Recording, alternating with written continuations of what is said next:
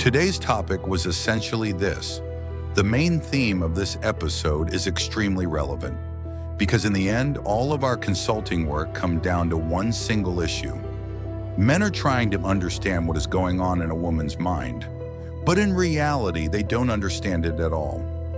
Male psychology is relatively stable, while female psychology is highly variable. And under the influence of the last few generations, women have changed dramatically on a global scale. Everything began with the global devaluation of men. Through narratives widely spread on the internet, such as claims that the male chromosome originates from the female one, or that male intelligence is somehow flawed, men were gradually diminished. Women, on the other hand, were declared heroes without having done anything. Simply because they can give birth, they were elevated to the level of goddesses. The idea was implanted that if you can grow another human being inside your body, you are a superior being. Men were then portrayed as those who must earn the right to exist beside this goddess, to serve her, and to prove their worth. These ideas were aggressively promoted under the banner of supporting women. A woman received privileges not through effort, but simply by being born with two X chromosomes. At the same time, from childhood, through mothers, kindergartens, and schools, boys were raised as troublemakers, wrongdoers, and problematic. Girls were raised in a completely different paradigm.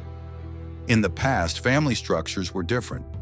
Later, family breakdowns initiated by women became normalized.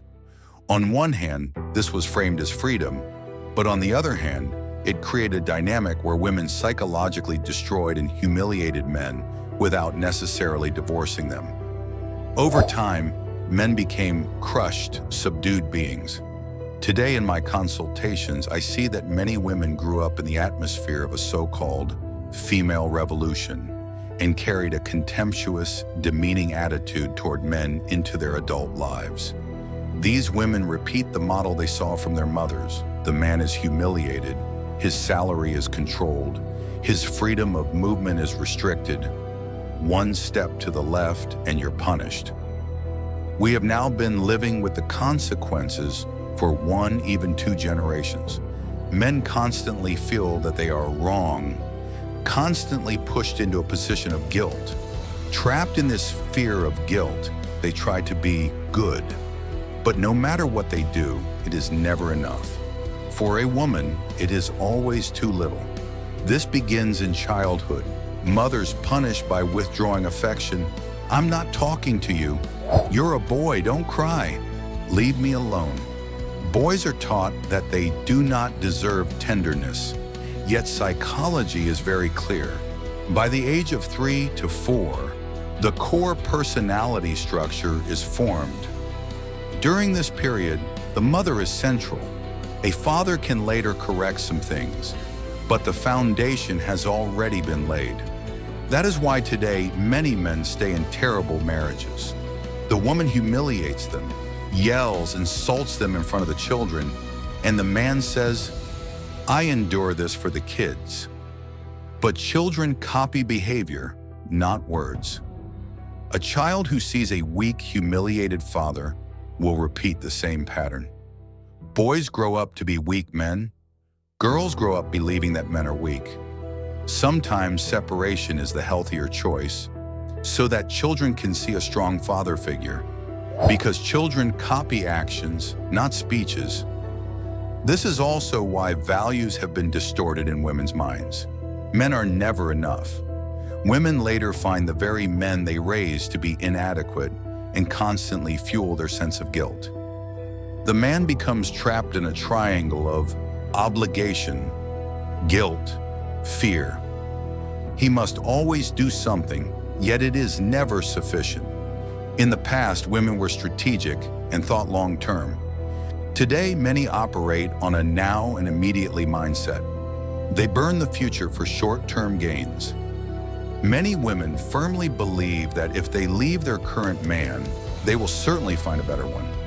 This belief is reinforced by social media, friends, and female psychologists, despite being based purely on assumptions. Once a woman believes in a conclusion, presenting evidence is useless. In her eyes, she is always right. The man, no matter what he does, is guilty. She positions herself as a goddess, and the man as an inferior being. The core goal for many women in relationships is this: to have a man beside them, while always keeping the option open to find someone better. A man is valuable as long as the status he provides elevates her. Otherwise, she continues searching. Women use three main levers: sex, power, the illusion of authority, and money. Sex is the most refined manipulation tool. First, it is given intensely, then withdrawn, creating guilt in the man. Yet studies show that in long-term relationships, sex accounts for only about 2% of a woman's priorities. The second lever is power. A woman makes the man feel like he is in charge, while secretly directing decisions behind the scenes. The third lever is money. She says, "I don't want anything," but forces the man to invest. Because women are taught, the more a man invests in you, the more valuable you are to him. A woman is never guilty. Cornering her, trying to prove something logically, is the biggest mistake in a relationship. Women do not experience guilt. Men, however, are raised with guilt from childhood, which creates fear and fear of loss. When these two feelings, guilt and fear of loss, are removed, a man's life changes dramatically. For women, a man's value is reduced to two things: resource capacity and status. When a woman says, "You don't give me emotions," what she really means is, "You don't give me enough resources." Women spend the most money on relationship psychology, appearance, and controlling men. Sex ranks last. Women's media teaches how to tie men down and extract resources.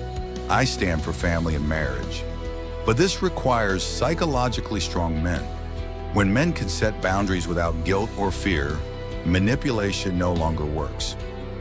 Listen to women, but set boundaries when behavior is unacceptable. Protect your resources and emotional health like a fortress. When two healthy individuals unite, a strong bond forms. Otherwise, one will use the other. Finally, the myth that women are monogamous is also false. Women do not operate by moral limits, but by opportunities. They do not feel guilt. They live by the question, why not? What stops them is only their own calculation of benefit. That is why men must wake up and recognize their own value. In this video, I explained how the female mind works. I hope it was useful. If you watched until the end, subscribe to the channel, like the video, and share it with your friends so they can also benefit and protect themselves. We are waiting for your thoughts and feelings in the comments. Take care of yourselves, stay aware.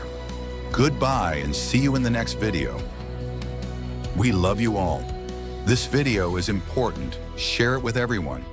Greetings to all of you. See you soon.